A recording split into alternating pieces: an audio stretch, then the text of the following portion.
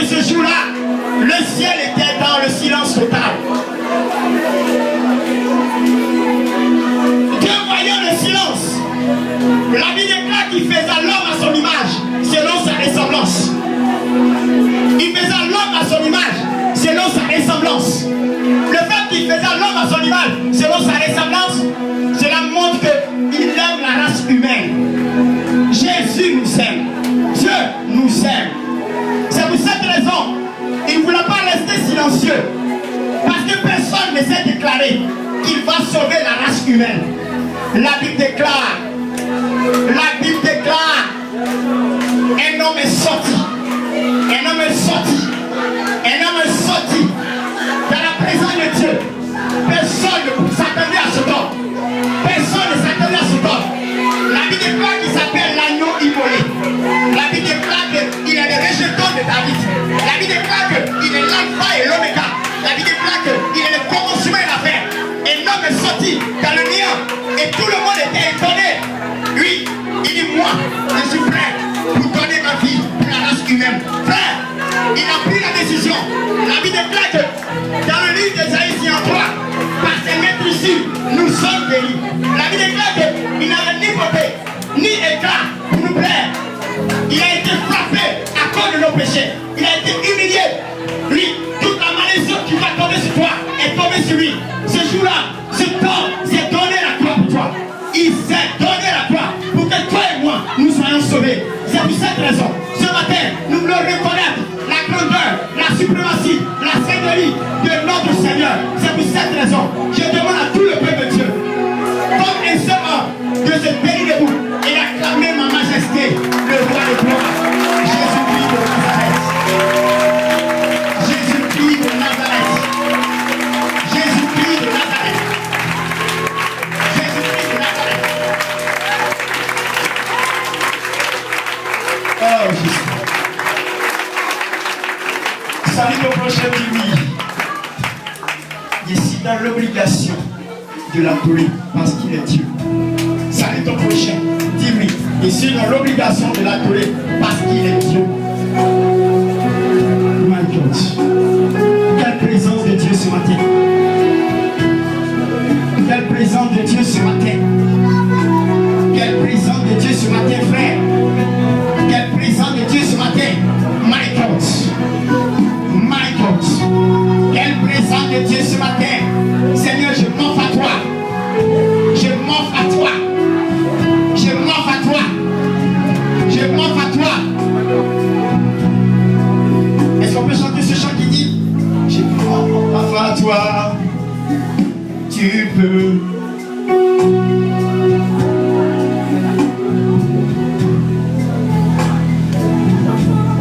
En même temps, est-ce qu'on peut chanter ce chant s'il vous plaît? Je me donne totalement à toi. Je sais que tu peux. Tu peux tout faire. Dépêchez beaucoup musical, je veux que ça soit au tic au tac. S'il vous plaît, soyez pleinement disposés dans la présence de Dieu parce que quelque chose est en train de se passer dans l'atmosphère. Le signal que je viens de recevoir, c'est que Dieu est content de ce programme.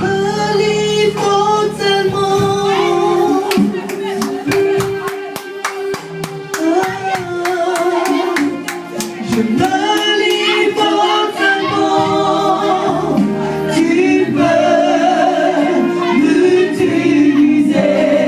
Je me livre totalement.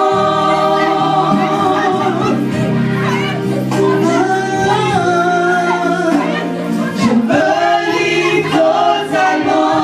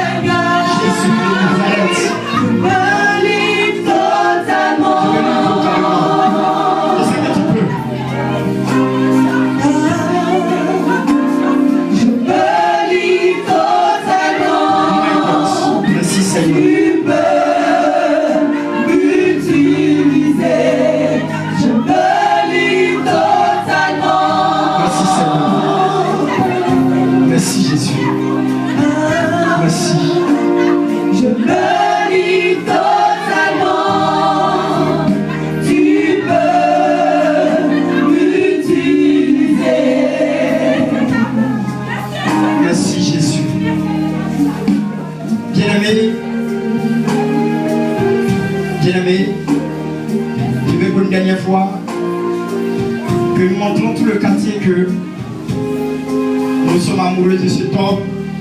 Mais celui-là, c'est notre mari. La Bible dit que nous sommes son épouse et lui, il est notre époux. Oui, nous allons montrer à notre épouse, nous allons montrer à notre époux qu'il est digne de nous épouser. Il est digne de nous épouser parce que nous l'aimons tellement. L'amour est basé sur, le mariage est basé sur l'amour. Si tu n'aimes pas quelqu'un, tu ne peux pas te marier avec lui. Mais je vous dis la vérité, le monsieur qui s'appelle Jésus, lui qui est l'époux, il est tout amoureux de nous. Et nous voulons lui démontrer aussi que réciproquement, nous sommes plus amoureux que lui-même ne le pense. Est-ce que, sans plus tarder, nous puissions nous tenir debout pour dire à Jésus nous sommes amoureux de lui, avec des cris de joie et une acclamation de tonnerre pour qu'on sache que nous l'aimons. Alléluia. Je suis amoureux de cet homme. Je suis amoureux de cet homme. Je suis amoureux de cet homme. Merci Seigneur. Ah, je suis amoureux de lui. Merci Jésus.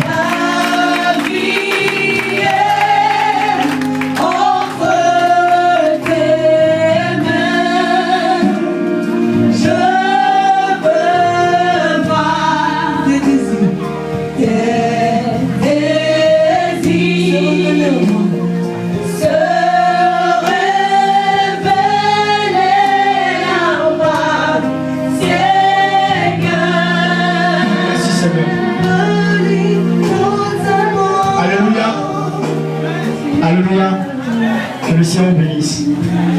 Je suis tellement content, je ne sais comment exprimer ma joie. Je suis reconnaissant à ce Dieu-là. Amen. Que le Seigneur vous bénisse. On peut vous asseoir dans la présence de Dieu.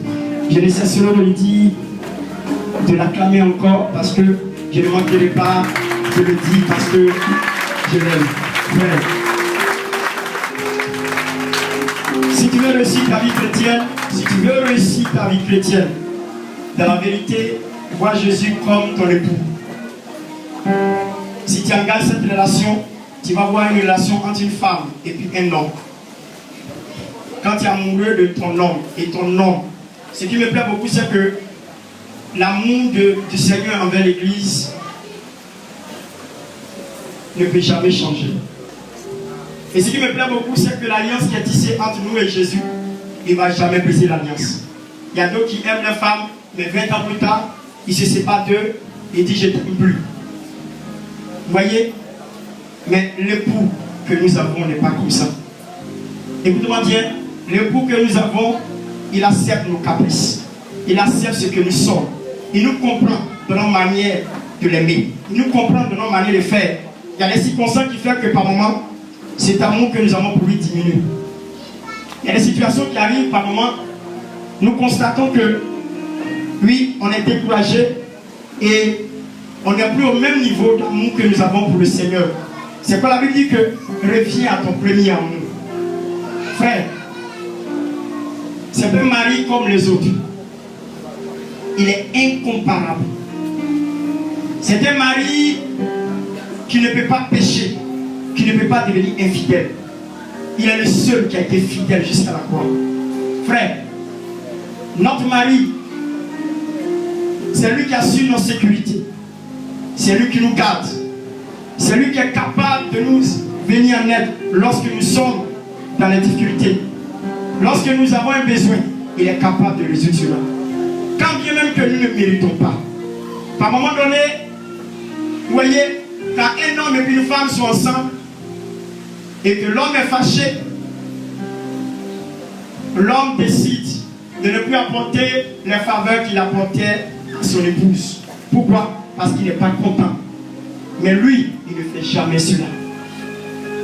Malgré que tu l'as frustré, malgré que tu l'as fait du mal, il donne toujours la main. C'est lui, toujours sa main qui est tendue. Viens, je te pardonne, je suis avec toi. Dis amen avec moi. Si vous comprenez le sens de cette relation qui existe entre nous et Jésus, vous êtes bénis. Vous voyez? Mais on ne voit pas Jésus comme notre époux. Vous voyez? Ça, c'est une relation intime entre l'épouse et puis l'époux. Il y a une relation encore qui est manifestée entre nous et Jésus, entre le Fils et puis son Père. Il y a une troisième relation qui est engagée encore entre le serviteur et son maître. Voici trois relations. Par moment, Dieu se comporte comme maître et nous sommes son serviteur. Par moment, Dieu se comporte comme l'époux et nous sommes son épouse. Par moment, Dieu se comporte, oui, comme celui-là même qui est le Père et nous sommes ses enfants. Mais ce qui est plus intéressant, lorsqu'il a lu les Saintes Écritures, il y a une pensée qui m'est venue et j'ai commencé à analyser, c'est que en tant que serviteur et son maître, ce qui lie le serviteur et son maître, c'est le travail et la rémunération, n'est-ce pas? Un employé et son employeur. Ce qu'il a dit, c'est quoi? Le travail et la rémunération, n'est-ce pas? Si tu ne travailles pas, tu ne peux être rémunéré, n'est-ce pas? On est d'accord avec ça? Amen. Lui-même dans ses Écritures, il dit l'ouvrier mérite son salaire. Il est bien conscient que quand on emploie quelqu'un, on est dans l'obligation d'être responsable de cette personne, n'est-ce pas? C'est ce qui est écrit. Mais quand il a fouillé, il a réfléchi, il a dit que cette relation va s'engager seulement que entre le travail et puis l'argent. Mais c'est pas possible. Si c'est ça, cette relation, c'est qu'il y a quelque chose qui ne va pas.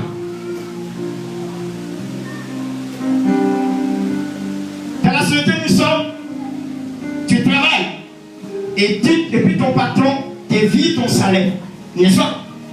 Sinon le travail qu'on t'a demandé de faire, même par moment même, tu peux faire plus de boulot que prévu, mais c'est le même salaire, n'est-ce pas?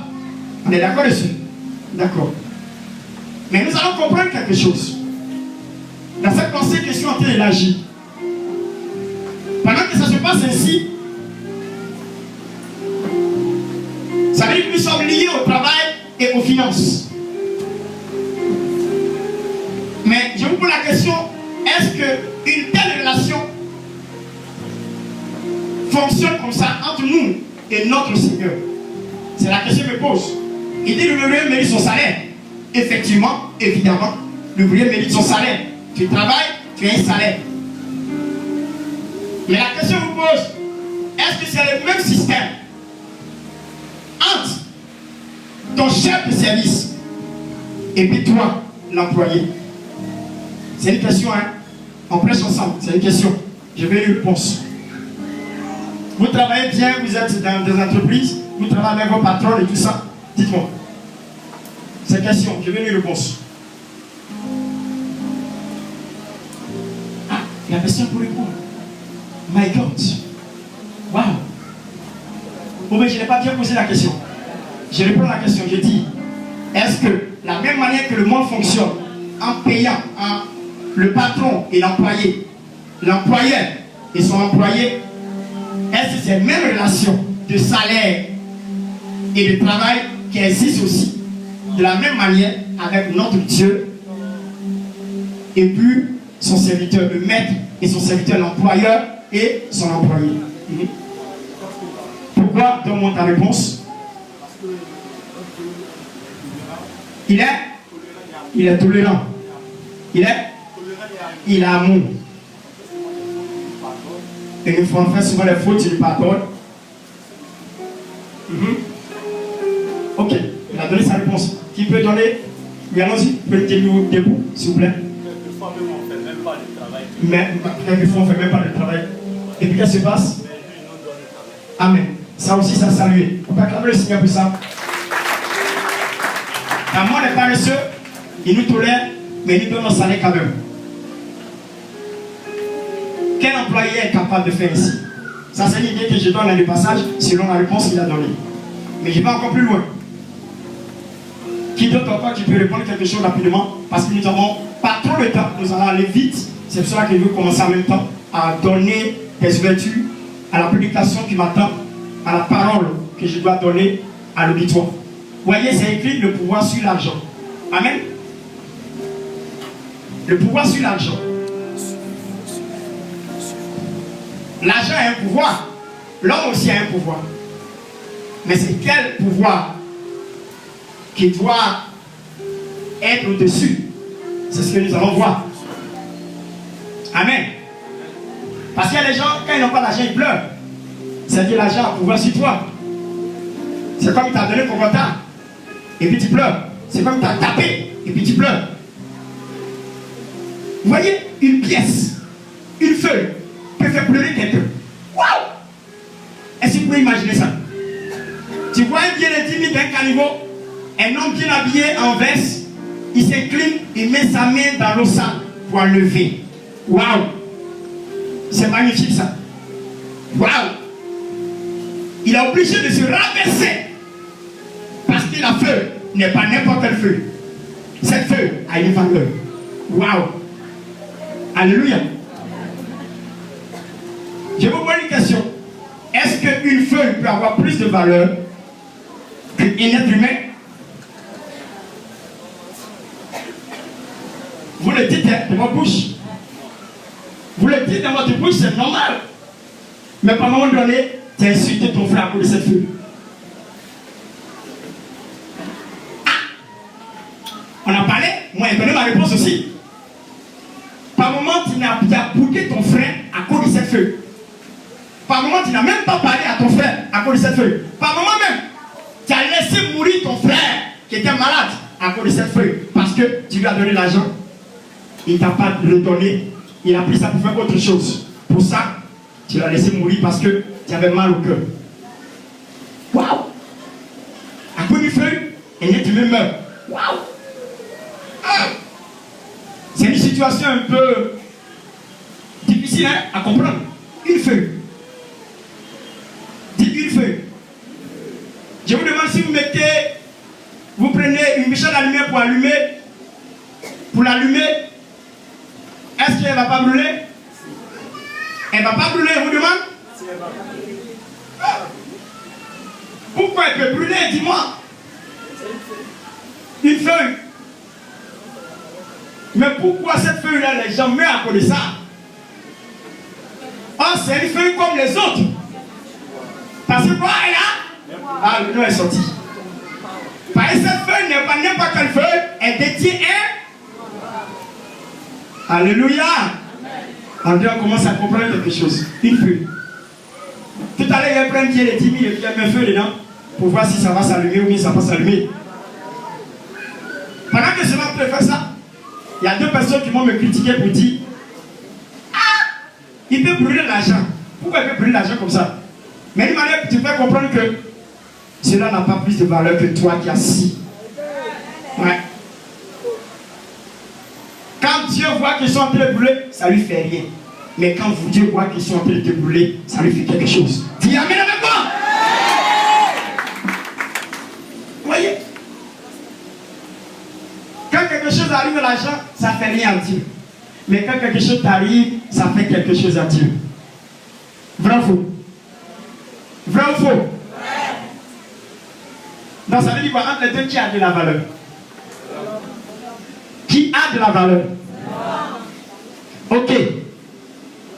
J'étais en train de dire quelque chose tout à l'heure, je reviens. C'est une parenthèse que j'ai ouverte pour vous montrer un peu le thème. Et nous allons aller très vite. Parce qu'il est midi déjà. On a au moins 2 heures de temps pour en finir. Alléluia. Dis amen avec moi. Amen. Vous m'avez dit ici que la même relation que Dieu a avec son employé, en tant qu'employeur et employé, ce n'est pas la même chose que un employeur de la terre avec son employé. D'accord. Mais votre réponse est une réponse qui ne m'a pas satisfait. Amen. Alléluia. C'est une réponse qui m'a rien fait. Parce que c'est trop faible. Mais moi, je vais vous donner ma réponse. Je vous dis d'abord que ce que vous avez dit, l'idée hier, parce que vous avez dit que ce n'est pas la même chose. Ça ne pourra jamais être la même chose. Dis Amen avec moi. Amen. Vous avez remarqué que souvent, tu es un employé. C'est pour cela que les sociétés commencent à devenir encore plus... ils mettent beaucoup d'accent dans beaucoup de secteurs, dans beaucoup de choses pour que les employés soient pris en charge. Même concernant la santé, concernant même les enfants. Vous voyez pas? Les sociétés se battent pour répondre aux besoins de la famille ainsi que pourquoi? De la santé. Mais ce qui me fait mal dans ça, ils ne le font pas gratuitement. Ils te prélèvent pour l'assurance, ils te prélèvent pour le prêt scolaire. D'ailleurs, même le mot même l'indique, c'est un prêt. Après, tu vas rembourser. Amen. Ça, c'est les humains qui font ça. Est-ce que notre Dieu est comparable à ces humains? Ce qui me plaît dans cette histoire de Dieu, en tant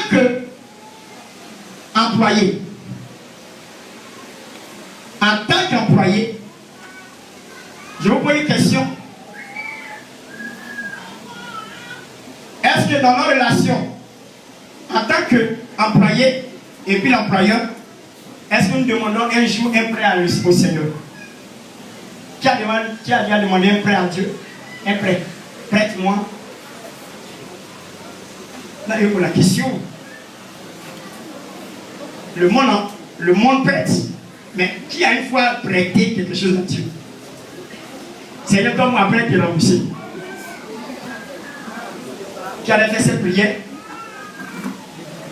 Qui a fait cette prière? Personne. Pourquoi vous ne faites pas cette prière? Parce que vous êtes l'employé. Il est ton employeur. Si ça change chez toi, tu peux dire il faut me prêter parce que mon argent est presque fini. Donne-moi un peu après et être remboursé. Dis-moi. Pourquoi tu ne fais pas ça? Non, interroge-toi. Pourquoi tu ne fais pas ça?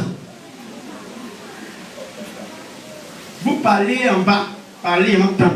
Pourquoi vous ne faites pas ça? Oui, allons-y. D'abord, ce n'est pas un humain. C'est pas un humain. Et avant même que tu demandes, il sait que tu as besoin. Il sait que tu as besoin. Il te donne gratuitement. Amen. Amen.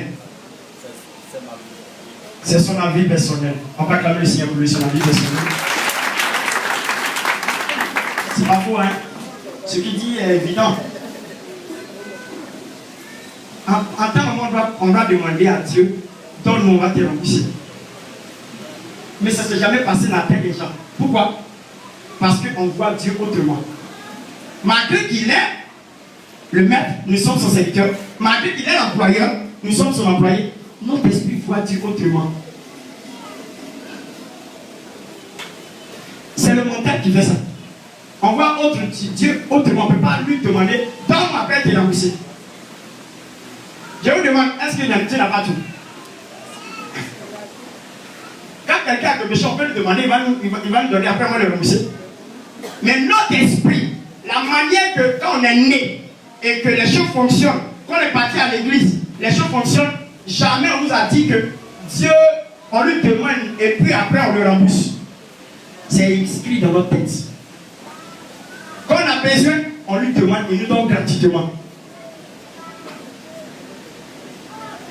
Dieu va au-delà des clauses de la relation qui existe entre employeur et son employé. Il va au-delà. Il ne se limite pas seulement au travail que tu fais et puis il te donne de l'argent. Non. Dieu va au-delà. Et au-delà, il va dépasser même le salaire qu'il doit te donner. Tu n'es pas bien patron. C'est qui donne tout ce que l'employé a besoin gratuitement, mais plus que son salaire. Dis-moi, s'il y en a, vous me dites, il y a mes enfants ici, moi, aller travailler là-bas. Si une société existe de cette manière, société-là sera brûlée. Ça existe. C'est-à-dire, on te donne plus que ton salaire. Gratuit, hein? Il y a ton salaire qu'on te donne d'habitude.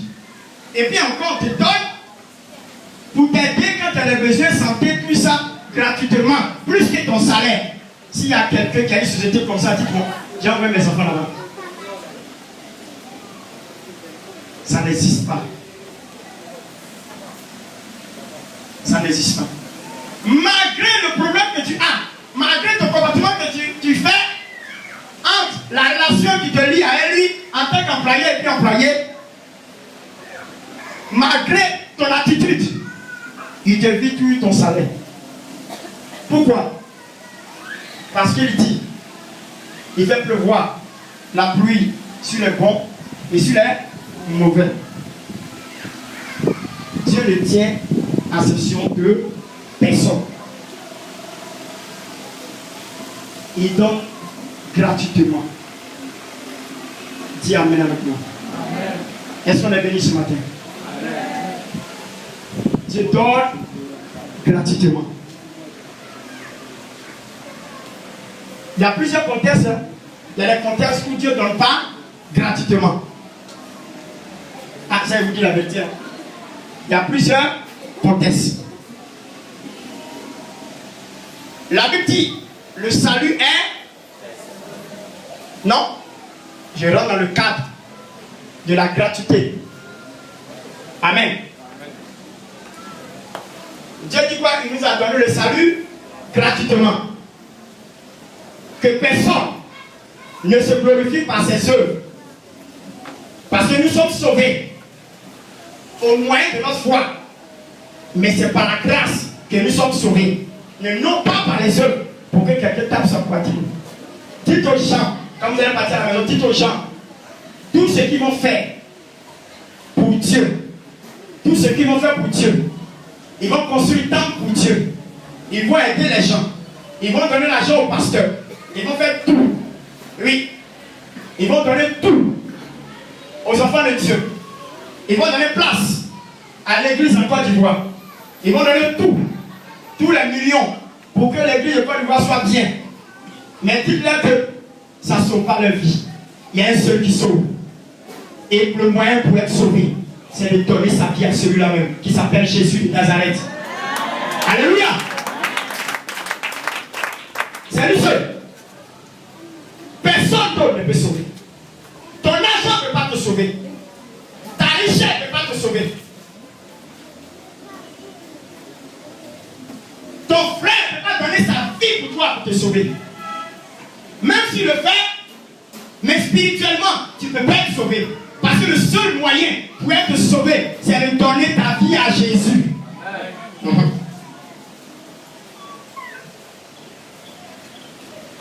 cette relation-là,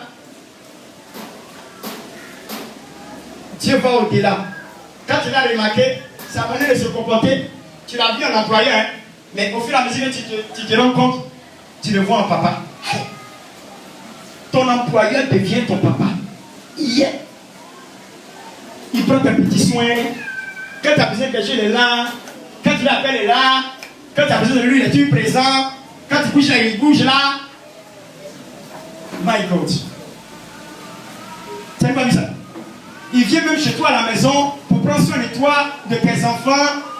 Il passe du temps avec toi. Par moment, mais il reste pour dormir avec toi. Dites-moi, c'est quel employeur qui fait ça? Hein? Quand tu es malade, il est là. Si un directeur doit faire ça là, il y a beaucoup d'employeurs qui seront jaloux. Hein? S'il fait ça, c'est toi seul. C'est pour dire que il n'est pas comme nous.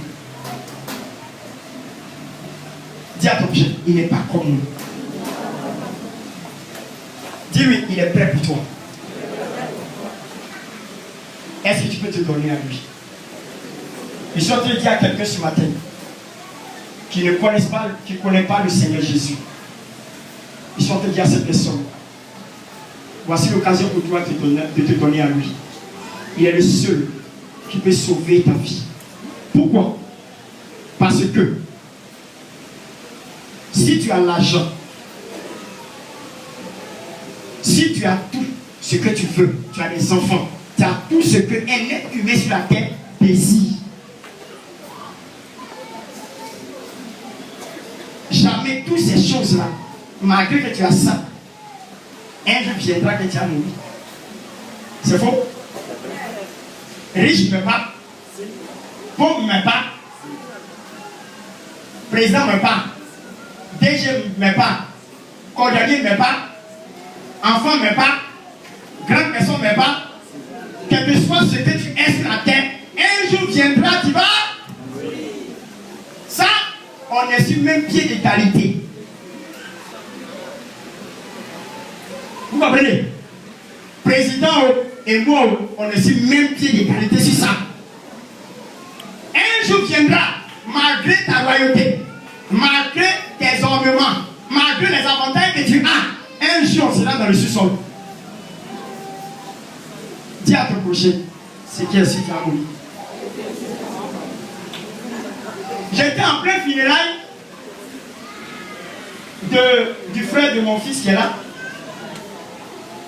Et je disais aux gens, quoi qu'on fasse, la mort ne peut plus faire peur. Quand tu te réveilles matin, ton voisin qui entend pleurer, il est mort. Dis-moi, la mort est cachée. Télévision, tu ne vois pas? Dis-moi, quand tu sors même, si tu veux la t'invite, vendredi à Figaro, à CP1, tu vas voir, ça existe. Est-ce que ça ne se passe pas devant nos yeux? Je vous pose la question. Est-ce que ça ne se passe pas devant nos yeux? Ce n'est pas quelque chose qui fait peur. Parce qu'on voit ça tous les jours. Mais le problème, c'est que nous, on a peur. Parce qu'on ne veut pas aller vite. Amen. Amen. Il y a des gens, quand ils demandent que Dieu les prenne, c'est parce qu'ils sont fatigués sur la terre. Maladie, la fatigue, je dis, Seigneur, il faut me prendre. C'est pas ça. C'est pas ça. Amen. Si dans le temps normal, il n'est pas prêt, comme il sent la douleur dans sa chair, il dit prends-moi. Parce qu'il ne veut plus connaître cette douleur-là. C'est pas prends-moi. Sinon, en temps normal, un homme qui est normal ne peut pas dire oui, moi, il faut me prendre partie. Normal quoi? C'est-à-dire qu'on prend un médecin, il examine psychologiquement, mentalement, il est en place. Je suis convaincu. Je suis très convaincu qu'il ne peut pas dire prends-moi.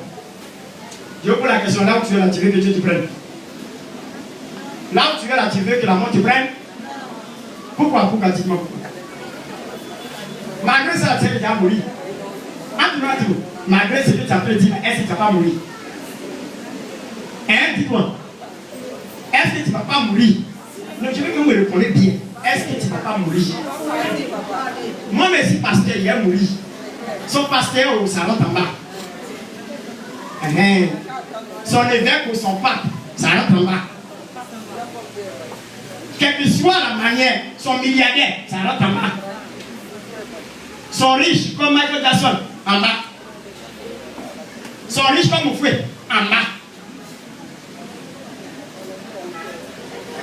Son bishop, il fait pousser pied, en bas.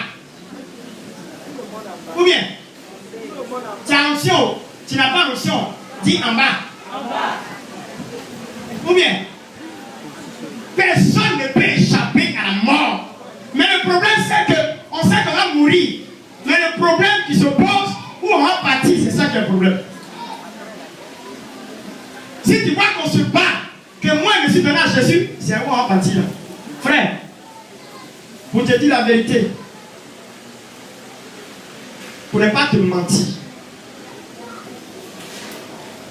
que Dieu te permet, Seigneur, merci pour la grâce que tu me donnes. Je veux qu'à partir d'aujourd'hui, le peuple qui est devant moi, l'auditoire, fais-les voir en songe, goûter un peu l'enfer. J'ai dit en songe, je n'ai pas dit la réalité, j'ai dit en songe. Seigneur, fais-les goûter l'enfer un peu. Tu vas les prendre, tu vas les envoyer, ils vont voir un peu, ils vont se retourner. Quand ils vont revenir, ils vont se réveiller là. Ils vont dire à tous les quartiers, donnez-vous à Jésus.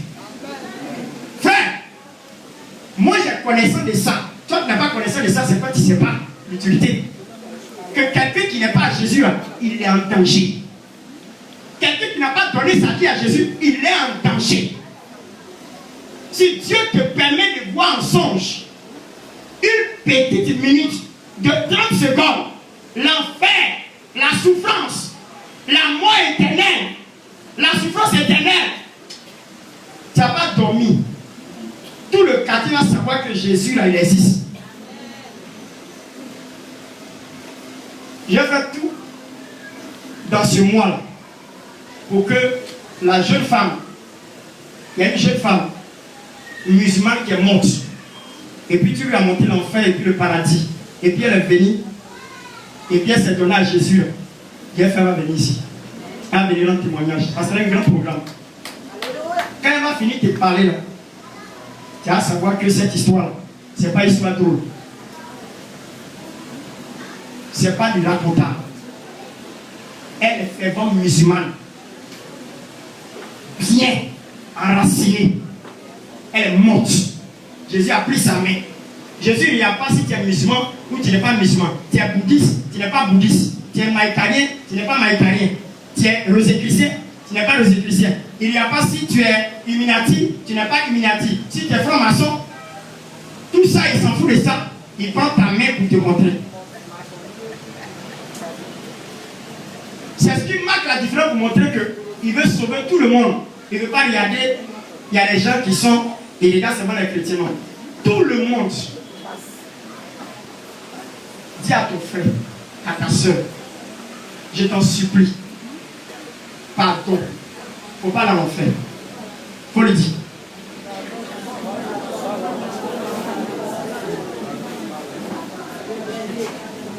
Je vais donner un exemple. On prend du fer chaud. On prend du fer chaud quoi. On met dans le feu du fer. On met le fer dans le feu et puis ça devient rouge. Ça devient multicolore. Vous savez quand tu chauffes le fer, quand il arrive à un degré où il dépasse cette couleur rouge, ça devient plusieurs couleurs. Quand tu regardes, tu mets l'eau. Quand tu mets l'eau dessus, tu vas voir la couleur d'arc-en-ciel dessus. Je ne sais pas qui a fait cette différence. Tu vas voir la couleur d'arc-en-ciel dessus. Car la manière que c'est comme ça, il faut mettre sur la peau de quelqu'un. Tu mets sur la peau de quelqu'un qui est vivant, que ses nerfs sont manifestes. La manière qu'il va crier, hein? La manière qu'il va crier là, l'enfer là, c'est 1 million fois. Pour ne pas dire que ça fait 1 milliard fois. Amen. Est-ce qu'on se comprend? La manière qu'il va crier, ouah, ouah, c'est petit. L'enfer là, c'est petit. Ça c'est petit. C'est tout petit même. Parce que quand tu vas commencer à être touché en enfer, je vous dis, hein, c'est une souffrance, tu ne peux pas te tuer. Écoutez-moi bien, tu ne peux pas te tuer. C'est comme quelqu'un, on peut fermer sa peau, il a envie de mourir. Il ne faut pas le torturer. C'est pas la plupart des gens, quand ils sont mal blessés, quand vous regardez le film, ils ont tiré sur lui ou bien il y a une bombe qui a explosé, son pied a coupé, et puis c'est versé, le sang coule, il demande qu'on l'achève.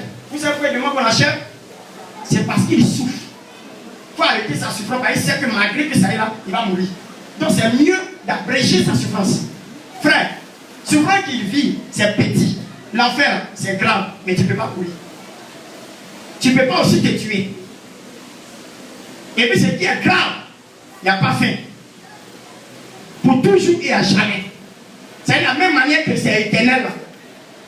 C'est la même manière comme ça, nous aussi on est en train de danser éternel.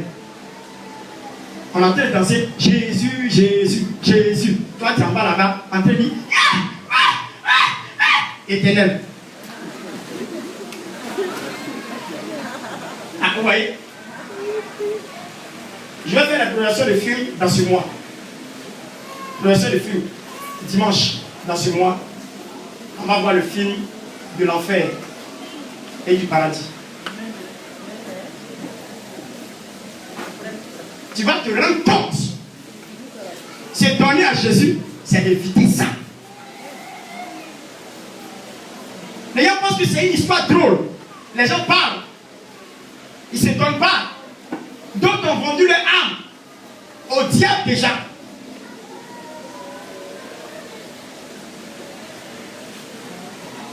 Ce qui me fait mal, c'est que le diable est en train de gagner du terrain.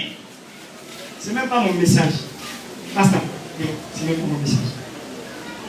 Le diable est en train de gagner du terrain. La population mondiale, on ne vaut même pas un tiers de chrétiens. Un tiers de chrétiens, on ne vaut pas. Population mondiale, 6 milliards d'habitants sur la terre. On ne vaut même pas un tiers. Le reste, ça s'appartient à Satan. Mais toi, tu es assis là, ça te dit rien. Ta voisine à côté, elle est presque morte. Appelle le pasteur pour lui dire Jésus t'aime. S'il a accepté là, tu as gagné. Même si elle est morte, tu as gagné. Je t'en supplie aujourd'hui là. Quand on finit, ils vont te donner mon numéro. Lorsqu'ils vont te donner mon numéro, écoutez-moi bien. S'il y a quelqu'un qui souffre à côté de toi, s'il y a une situation qui voit bizarre, la soeur est presque il faut m'appeler. Si quelqu'un, quel que soit le temps, appelle-moi. C'est pour cela que je voudrais que le ciel me donne une voiture. Dis amen encore. Donc il le faut. La nuit là, si je l'ai tard 2h du matin, 3h du matin, t'es assis là, tu ne peux pas gagner. Tu ne peux pas aller à l'endroit. Si ma voiture, je suis parti. Parce qu'il veut que la personne soit sauvée. Même si tu vas mourir, il faudrait qu'il entende l'évangile avant de mourir.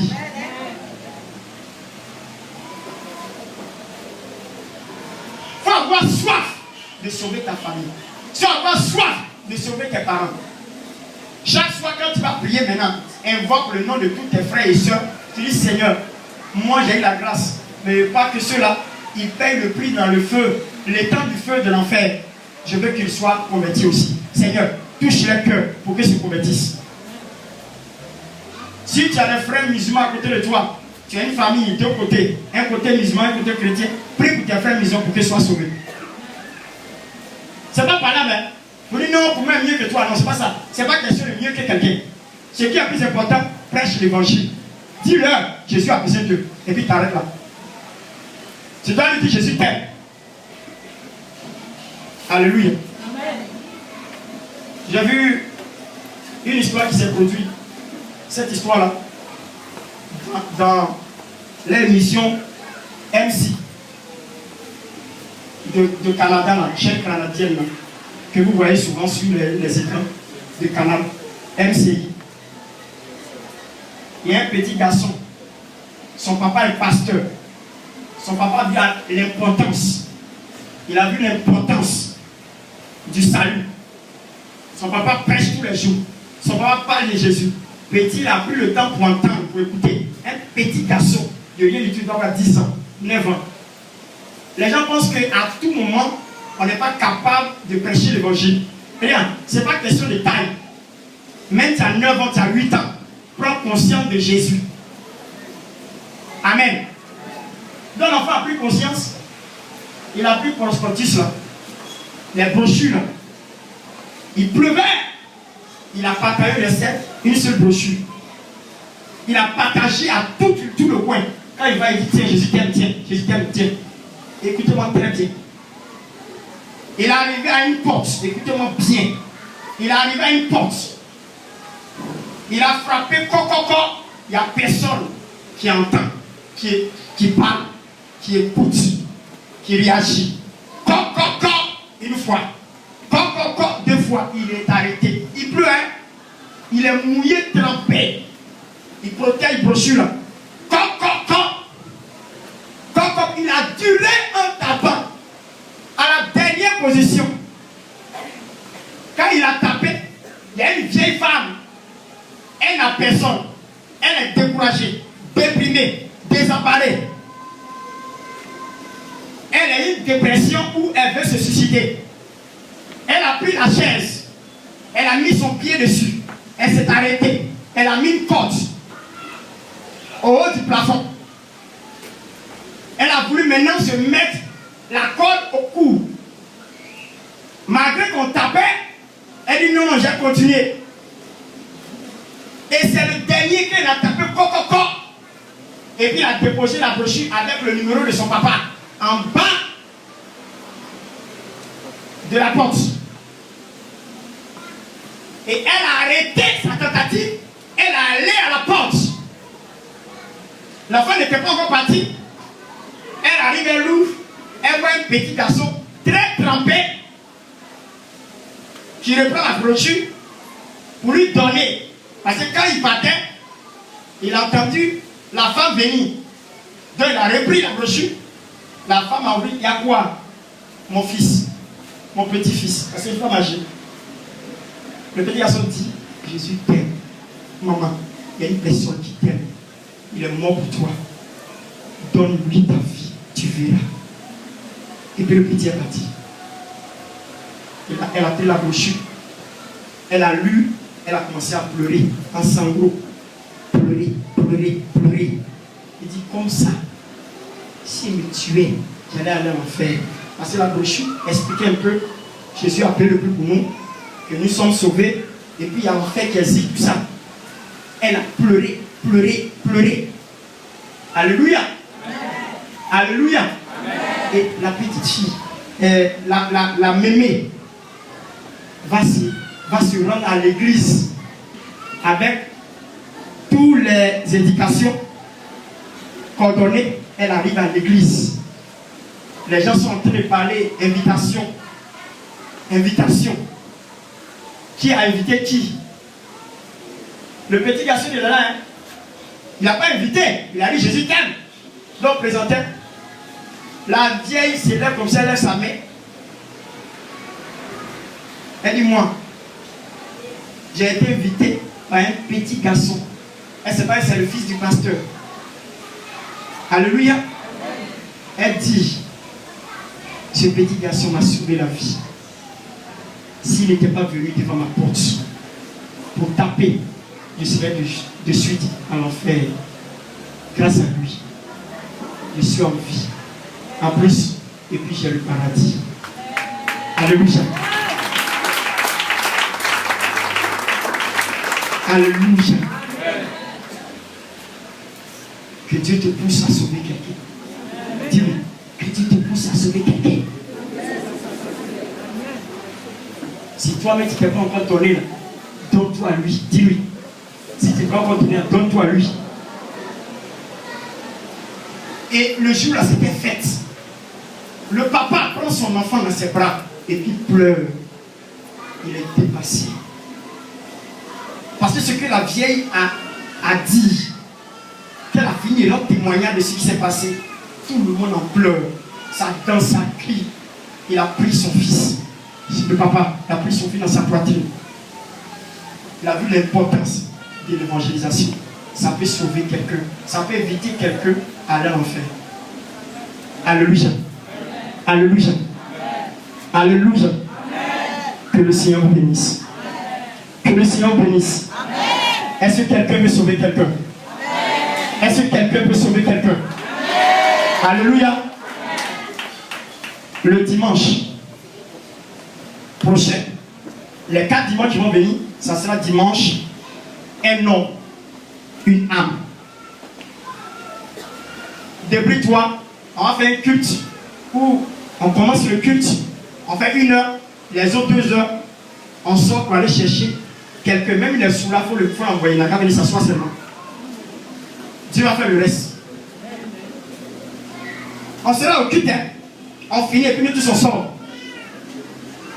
Et puis on s'en chercher quelqu'un dans la rue. Musulman ou quoi, ou viens, pardon. Pardon. Si tu ne vas pas au Dieu là, moi là, c'est pas bon pour moi parce qu'il ne peut pas aller à l'église au Dieu. On m'a dit de chercher quelqu'un forcé. C'est toi qui trouves, il faut me suivre. Viens en partie, pardon. Viens en partie. Pardon. Si tu veux, te donne l'argent, viens, viens.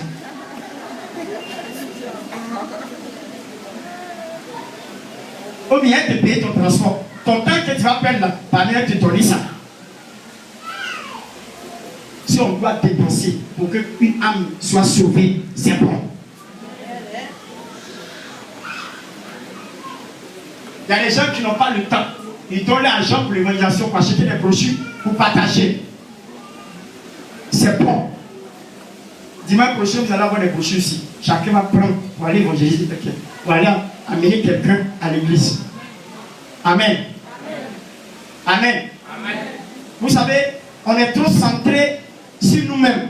En train d'enseigner que le travail que Dieu nous demande de faire, on ne le fait plus. Pourquoi? Parce que l'important d'abord de Christ, ce n'est pas qu'on soit rassemblés ici, c'est pour qu'on soit au dehors pour amener ceux qui n'ont pas reçu Jésus à être sauvés. C'est tout. Voici la mission que Dieu nous a apportée. J'ai dit à quelqu'un, pour le scandaliser, je lui ai dit que sur la terre ici, là, dessus là, si quelqu'un est paralytique, même muette, une personne muette, j'ai prié, puis il parle, ça a crié, wow, wow, ça sera gâté ici. C'est pas ça? Selon l'expression. Ça sera gâté. Ça a gâté la foule comme ça. Wow! Frère, dans la vérité, dans le ciel, il y a le calme. Il n'y a pas de joie là-bas. Mais si ce miracle amène la personne à donner sa vie à Jésus, le ciel est gâté. Je vais te dire, l'utilité du miracle, c'est pour que quelqu'un soit donné à Jésus. Sinon, le miracle n'a plus de sens. Voilà pourquoi Dieu donne un miracle.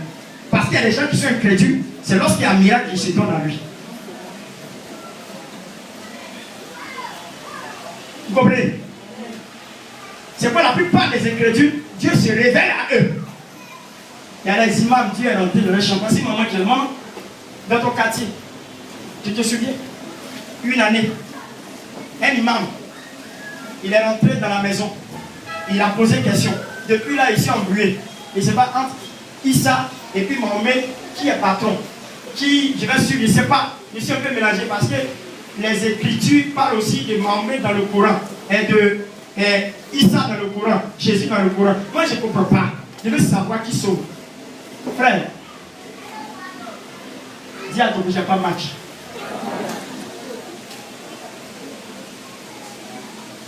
Par moment, il n'a pas besoin que tu parles de lui. Lui-même, là, il se révèle. Ta petite prière peut faire que ton frère peut croiser Jésus. Je vous dis la vérité. L'imam est rentré. Un imam, c'est un pasteur, un homme de Dieu de la mosquée. Amen. Alléluia. Écoutez-moi bien, hein? C'est pas loin. C'est de la cité là-bas. Le monsieur en question, il dort. Jésus se révèle à lui.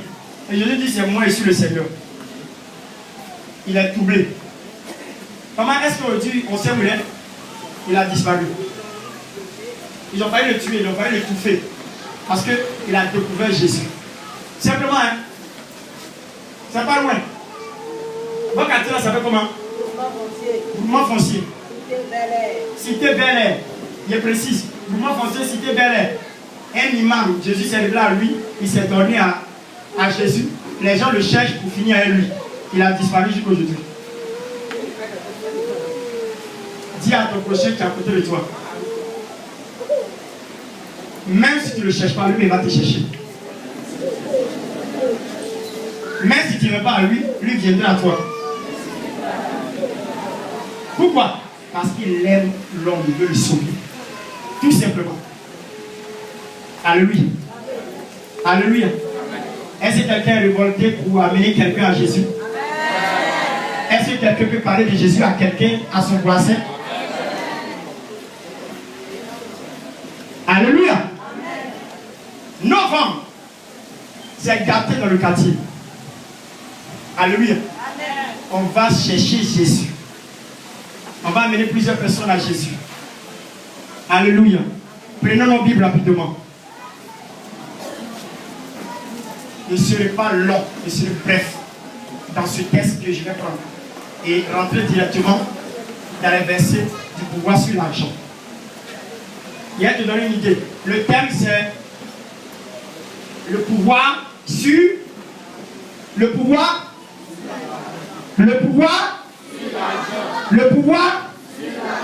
ok. Les gens vont me poser la question, est-ce que le texte qui est prendre est en concordance avec ce que je vais dire? Il y a ici Genèse chapitre 2 le verset 16, je crois bien. Mais avant le verset 16, prenons le verset 15 à 16.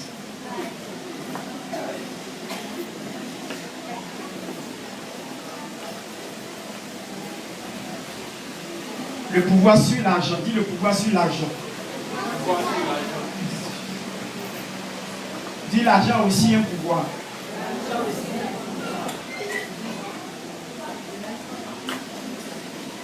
Allons-y vite. Oui. Genèse chapitre 2, le verset 15 à 16. La parole du Seigneur. Ça, c'est le commencement de la création. Genèse 1. Et Genèse 2, on vient de créer l'homme. Dieu même a fini de créer l'homme de la poussière. Il souffla dans ses narines de l'insulte de vie. Ça, c'est Genèse chapitre 2. Amen. Chapitre 1, c'est la création de tout. Et le 6e jour, l'homme fut créé par Dieu de la poussière de la terre. Il lui donna un souffle de vie. Et l'homme devient un être vivant. Dis Amen à moi. Ok, allons-y. La parole de Dieu. Genèse chapitre 2, le verset 15 à 16. L'Éternel Dieu prit l'homme. L'éternel Dieu prit l'homme. Et le plaça dans le jardin d'Éden. Et le plaça dans le jardin d'Éden. Pour le cultiver et pour le garder. Pour une seule raison. C'est pour le cultiver et pour le garder. Amen. Continue. L'Éternel Dieu donna cet ordre. Après avoir installé l'homme dans le jardin d'Éden, pour le cultiver et pour le garder, voilà ce que Dieu va affirmer. Tu pourras manger de tous les arbres Il du dit, jardin. tu sais, comme je t'ai installé dans ce joli jardin, c'est comme ton foyer, c'est comme ton travail, c'est comme ce que tu as des valeurs que moi je te donne aujourd'hui. Voici l'interdiction, voici ce que je vais te dire. Allons-y. Tu pourras manger de tous les arbres du jardin. Il dit, tu sais, il y a beaucoup d'arbres dans le jardin. C'est tellement beaucoup. Des plantes, fruitiers, mangues, goyaves, pommes qu'on va manger tout à l'heure. Tout ça fait partie du jardin. Il y a beaucoup de fruits. Les raisins, beaucoup de fruits. Mais, il y a une exception parmi tous les arbres du jardin. Parmi tous les fruits, il y a certains fruits que tu peux manger. Et puis il y a un fruit, un arbre, que tu n'as même pas le droit d'en manger de son fruit. Parce que quoi? Je t'ai installé ici, mais je dois te donner des interdictions. Je dois te montrer ce qu'il faut faire, ce qu'il ne faut pas faire. Amen. En ce moment, la loi n'était pas encore entrée dans le monde.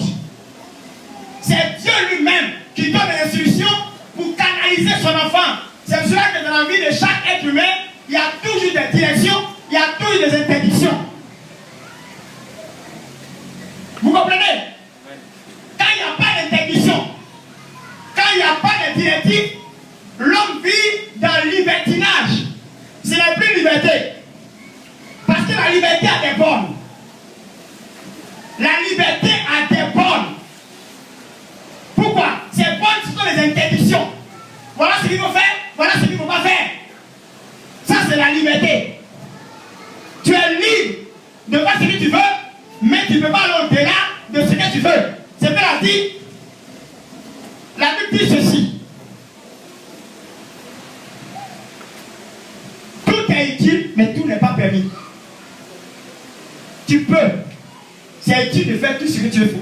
Mais est-ce que c'est permis? Il y a des interdictions. Il va le dire. Allons-y. Allons-y. Même tu ne pourras pas de l'arbre. Non. Mais tu ne mangeras pas de l'arbre de la connaissance du bien et du mal. Tu ne mangeras pas l'arbre de la connaissance du bien et du mal. Dis Amen avec moi. Amen. Dis tu ne manges pas l'arbre de la connaissance du bien et du mal. Dis à ton prochain.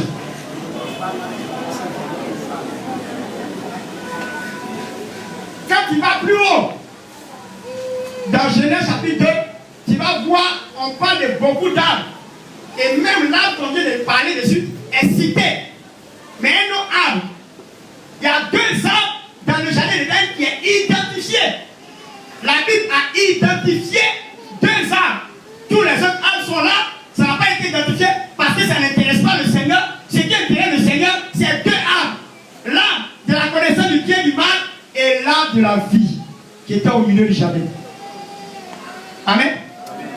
Dis à ton prochain. L'arbre de la vie et l'arbre de la connaissance du bien et du mal étaient au milieu du jardin.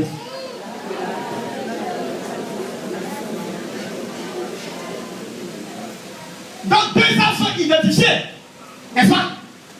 Deux arbres sont identifiés. Dis Amen avec moi. Amen. Dis Amen avec moi. Amen. Maintenant dans les deux arbres, il y a un arbre qui est identifié là. Il ne faut pas manger de son fruit. Le jour que tu mangeras, il faut dire. Le jour que tu en mangeras. Car le jour où tu en mangeras, tu mourras. Le jour que tu en mangeras, tu mourras. Amen. Avant que l'homme ne touche de l'arbre, ne mange les fruits de l'arbre de la connaissance du mal et du bien et du mal, je vous annonce que l'homme était éternel. Dis à ton prochain. Avant que le péché ne rentre, l'homme est éternel. C'est pas musulman. Hein? L'homme ne peut pas mourir. C'est ce que ça veut dire. Ou bien ce que le cas dit là, c'est pas ça. C'est vrai mais c'est faux. C'est lorsqu'il lui a dit si tu meurs, tu vas mourir maintenant. Sinon avant là, tu ne peux pas mourir. L'homme était éternel. Pourquoi? Parce que l'homme était comme Dieu. Si éternel met enfant au monde, ça a sorti enfant éternel. La Bible dit dans le livre de Jean chapitre 1, à partir du verset 12, la Bible dit à ceux qui l'ont reçu et qui croient en son nom, il leur a donné le pouvoir de devenir enfant de Dieu. Le fait que tu es enfant de Dieu, tu es éternel. Tu ne meurs pas. Et c'est ce que Dieu voulait établir dans le jardin d'Éden et les gens n'ont pas compris. Ils sont partis manger l'arbre de la connaissance du bien et du mal et le péché est rentré dans le monde. Ils ont détruit le pouvoir de l'éternité en l'homme. Voilà ce que l'homme a détruit. Mais Dieu, dans son amour manifeste, dans la Genèse, une histoire s'est passée à Éden. Dans l'évangile, une histoire s'est passée à Gethsémane. Dis Amen. On a été condamné à la Genèse dans le jardin d'Éden. On a été délivré à Gethsémane. Dis Gethsémane. Deux jardins. Vous savez que Gethsémane était jardin. Vous savez c'est un jardin aussi. Il y a le jardin. Il y a le jardin d'Éden. Et puis il y a le jardin de Gethsémane. Les deux histoires sont passées dans un jardin. La première histoire s'est passée dans un jardin où on a perdu le salut. Et la deuxième histoire s'est passée dans un jardin où on a reçu le salut. Dis avec moi. Dis ce matin, dis l'histoire de jardin. Et ce qui me dépasse quand Dieu aime ce qui est délicieux. Dis-moi, dis Amen avec moi. Dieu aime les délices. Dis à ton prochain, Dieu aime les délices. Vous savez, les Français emploient des synonymes pour montrer la véracité du mot. Vous comprenez? Sinon on peut dire c'est joli. Ou bien, on dit jardin d'Éden c'est joli. Mais quand on dit délice, c'est dangereux. Ça montre encore la qualification du jardin. Du mot quoi joli. Délice, c'est qui a de meilleur. Le délice c'est ce qui est meilleur. Maintenant lui-même il va tout gâter même. Il va dire c'est pas question de délice, mais c'est une histoire de paradis. Quand on arrive à paradis, ça dit que le délice est trop petit. Dis-moi, qu'est-ce qui est plus grand que paradis? Dis-moi. Va dans le dictionnaire la housse de gauche et puis essaie de faire sortir le mot paradis. Tu vas voir le sens qu'on donne au mot. Ça dit qu'il n'y a pas quelque chose qui est qualifiable que paradis. Quand on dit quelque chose est paradisiaque, c'est quelque chose qu'on ne peut pas comparer à quelque chose qui est plus meilleur et bon. C'est extraordinaire quoi. C'est pour cela que jamais l'Éden était considéré comme le paradis de Adam et puis Ève. Maintenant, Gethsémane est considéré comme le jardin du pressoir. Parce que Gethsémane, ça veut dire pressoir, pressoir, pressoir. Frère, quelque chose qu'on presse là, ça fait mal. Dis à ton prochain, quelque chose qu'on presse, ça fait mal. C'est un jardin au pressoir. Mais ce qui me plaît, c'est que le jardin est rempli de montagnes et ensuite, il est qualifié par des arbres qu'on appelle les oliviers. Or, l'olivier donne des fruits qu'on appelle l'olive. Et l'olive qui est extrait donne de l'huile. Et l'huile qui est parlée, l'huile qui est donnée, on appelle ça le symbole de l'esprit. L'huile est le symbole de l'esprit ou bien c'est faux. Donc, on est d'une histoire où on veut parler de la présence de Dieu. Donc, ils n'ont pas choisi Gethsémani pour rien. Jésus n'a pas choisi Gethsémani pour rien. Il est parti de la présence de Dieu. C'est pourquoi la Bible déclare que le jour qu'on venait d'arrêter, sa sueur est tombée comme du poumon du sang. Pourquoi? Parce qu'il a prié toute la nuit. Il a dit veillez, priez pour ne pas tomber en dépression. Il a dit sa pierre, mais ils se sont endormis. Pourquoi? Parce qu'il y avait une pression. L'atmosphère était difficile à supporter. C'est pas de leur faute. Ils ont essayé, mais n'ont pas pu. Pourquoi? Parce que le combat qui est mené à Gethsémani, les dit ne peut pas tenir. Il ne peut pas se mesurer à toutes les dominations, les principautés, les démons du Dieu céleste. Toute l'armée du diable s'est levée cette nuit à Gethsémani. C'est pourquoi quelqu'un peut prier et puis sa sueur tombe comme du grumeau de sang. Frère, vous savez ce qu'on appelle du grumeau de sang? Les grosses gouttes de sueur. Quand vous voyez qu'on fait pression sanguine, les gouttes qui quittent comme ça, bon, c'est ça qu'on appelle grumeau. C'est bien grosse là. La Bible dit que sa sueur est tombée comme ça. C'est un combat. Les disciples n'ont pas pu tenir, ils ont dormi. Frère, il y a des combats là. Même ton voisin, ton frère ne peut pas. C'est Dieu qui peut remporter ce combat pour toi. Alléluia. Amen. Dis Amen. Amen. Quelque chose s'est passé. Je ne vais pas vous relater tout ça parce qu'on n'a pas le temps. Je vais aller directement à mon sujet qui m'intéresse. D'abord, première chose, Dieu vient de tout créer, il créa l'homme. Et la première recommandation qu'il lui donne, la première chose que Dieu fait d'abord, Dieu n'a pas donné de recommandation d'abord, Dieu lui-même a fait quelque chose. Amen. Il a fait cette chose. S'il vous plaît, vous levez, voilà.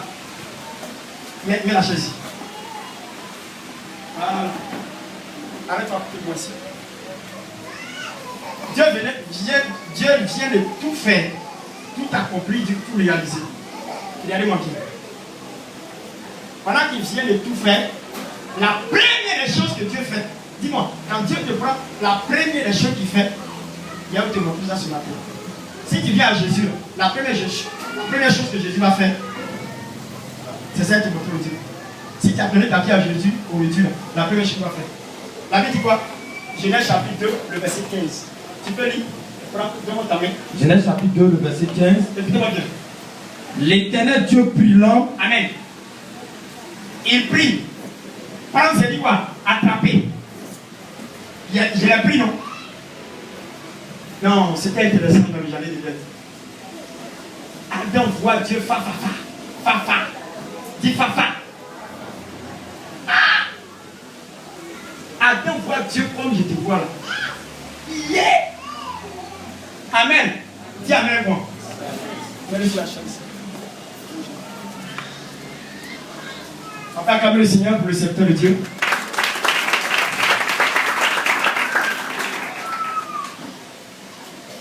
Première chose, il prie l'homme. Il y avait une communication. Jusqu'à Dieu me prend la main d'Adam. Frère, aujourd'hui, est-ce que tu peux prendre ta main? Yeah. Première chose que Dieu fait, quand il vient à lui et que tu lui appartiens, il prend ta main. Il te prend par la main. Et puis il fait quoi? Il te place. Assieds-toi. Il a dit quoi? Il prit la main, il prit Adam et le plaça dans le jardin. Amen. Première chose que Dieu fait, quand il te prend, il te place. Quand Dieu prend quelqu'un, il lui met à sa place. La place lui revient de droit dans sa vie, dans la société. Est-ce que quelqu'un peut m'entendre? C'est question que je dis. Dites-moi, je vais poser la question. Le monde a commencé par une place et le monde va se terminer par une place. Vrai ou faux? Vrai ou faux? Dis-moi, le péché est rentré à cause de qui? C'est pas à cause de l'homme. C'est pas à cause de la femme. Hein? À cause de la place. Le péché est rentré à cause de place, c'est vrai. Mais à cause de qui? Place, c'est pas homme. À cause de qui? Il veut parler d'une personne. À cause de qui? À cause de... Amen. Elles sont pas acclamées le Seigneur pour elle. Le péché est rentré dans le monde à cause de qui? Lucifer.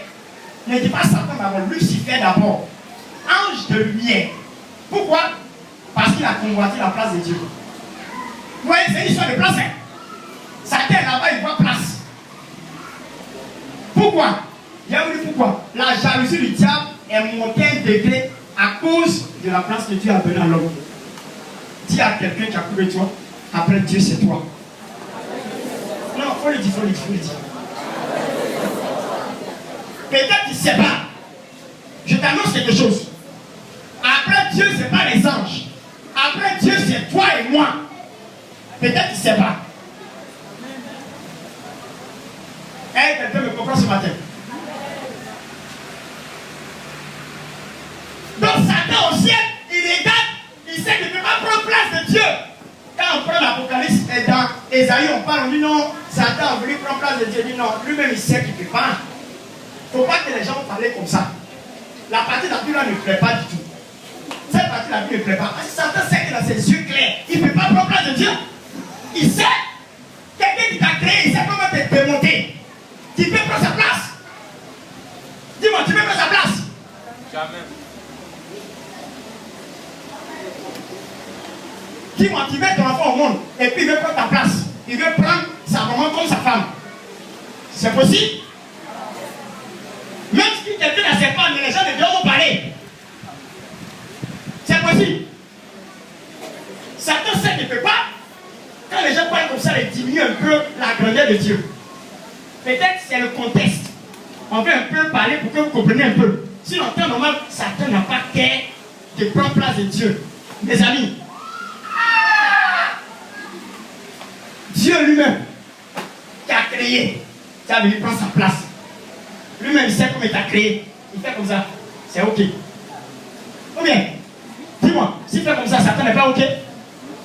Hein?